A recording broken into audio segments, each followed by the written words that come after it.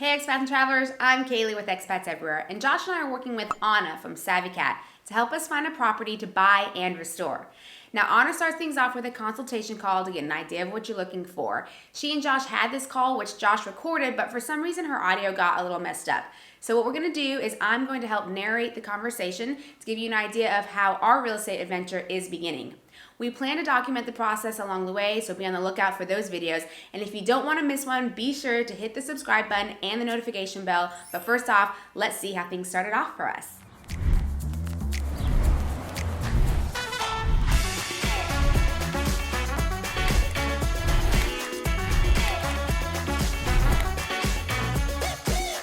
An amazing first question Anna asked Josh is why we chose to move to Portugal. This is important in understanding motives and desires when buying something. My wife and I lived in Spain, and this was 13 years ago, and we traveled to Portugal quite often.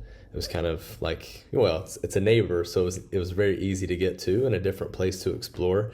And we just found it to be better. We just found the people to be nicer, and at the time things were cheaper. I mean, now it seems like they're just about on par with Spain, but yeah, we enjoyed kind of the culture and the people a bit more than Spain. Spain was a little too busy and rushed, although it was still European, laid back, not like the rat race in the U.S.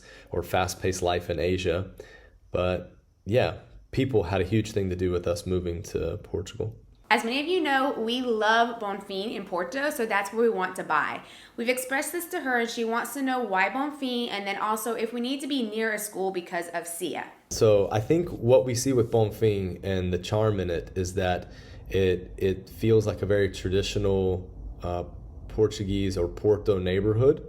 It's very close to the tourist center, so it's a 10-15 minute walk kind of to the downtown area, depending, I guess, where you are in Bonfim. But there are a couple metro lines that also service the neighborhood, which makes things convenient for getting to the airport or getting to other parts of the city. The architecture there is awesome. Like the buildings are some of the best, I think, in the whole city. So being able to move into a property there, or being able to rehabilitate one of the older properties and just kind of leave kind of a longer legacy within the city would be a dream. Honestly, it would be a massive dream. As far as being close to schools, we do have a 2-year-old who we're hoping to get into a creche sometime in 2022, so this year. It's not a huge issue for us because of our work. We don't have a lot of time constraints. We can wake up and get her to school and then walk back to our apartment and start working. So that's not a big deal. She explained that getting into Porto real estate is still good as it's still going up right now. Lisbon is pretty high at this point, and while it won't go down much, it probably won't go up much either. Porto still has room for that kind of growth, and the Bonfim area is a good place to invest in. In fact, she published an article on her site about this. Even though this is a good area, it won't be super cheap, so you have to have realistic expectations. And a realistic number is around 1,500 to 2,000 euros per square meter, depending on the condition. New builds are closer to 3,500 euros per square meter, and there are a lot of opportunities for renovations. How much are construction costs? So if something is purchased that needs to be rehabilitated, let's say that it's around the 1,500 per square meter mark, but it definitely needs to have some sort of rehabilitation. What are rehabilitation costs like? Josh asks about construction costs, and Anna explains that it depends on the level of rehab.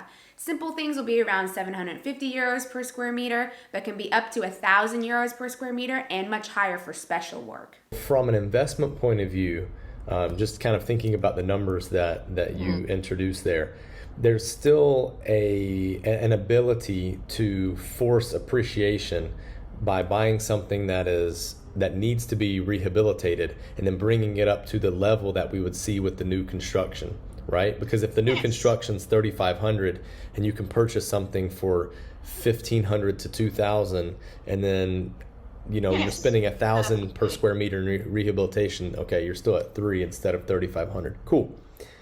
Very cool. From an investment point of view, it's still good. Anna doesn't recommend the Pip model though. This is the idea that people will buy properties and get the permits for them and then they sell. She's also concerned about properties she sees being too high for the market. Those prices are inflated and can be as high as 4,000 euros per square meter. However, she knows that the market is heading in that direction, it's just not there yet. A few more things she added were properties not using the Pip model will be cheaper. And in Porto, 35% of the land has to be permeable land. Licensing is something that can take time though. On a positive note, right now Porto and Gaia are taking about 6 to 8 months for approval, but Lisbon is as high as 24 months. What would you recommend then? Would you recommend people to buy things that you're going to do complete renovations on and that you'll need to pull permits, or buy things where you're not going to do anything structural but just do interior renovations? Anna explains that it really depends on what the individual wants. Zoning is something to be careful of, but there tends to be a better ROI on making more major changes. Then they start talking about this vertical community idea that we have. Be sure to subscribe to Expats Everywhere to follow this real estate journey of ours and then other content we have too. Anna says that this idea is definitely a possibility, but it will depend a lot on the legal side of things. She asks a few questions like if everyone will be on the agreement when the building is first purchased, and then talks to us about choosing our partners wisely. Everyone needs to be on the same page, have the same expectations, and understand a cushion of 10% needs to be budgeted in. Then moving on to the not so fun part of talking about licensing. Now Anna explains whether our numbers are realistic or not. Thankfully, she thinks a T2 for 300,000 euros is possible. She talks to us about a mutual contact we have and how her numbers and our numbers are working out. So judging by her numbers and our numbers, it's doable. She does remind us that in general, the price per square meter will be lower if we buy a bigger building. Now she gives us a little bit of an insight in how Savvy Cat works and some of the more technical sides of things. The agents will handle the more local things. She asks about our max budget and how many people are involved. She explains that now is the time to get in, as she predicts the market will heat up once we hit May, and as we move into the summer, even more so. So she wants to get started ASAP. We need to start talking to the other people interested about things like budget, size, layout, and other logistics. She talked about finding a building that's bigger for more sun and light exposure and giving realistic expectations that 2,000 euros per square meter is probably the best we can find, with 3,000 euros per square meter being the worst. As soon as other videos about this project are available, you will see that playlist pop up right here. But if that's not ready yet, then click this playlist right here, which is other Expats Everywhere stuff that YouTube thinks that you should watch. Now let's get moving.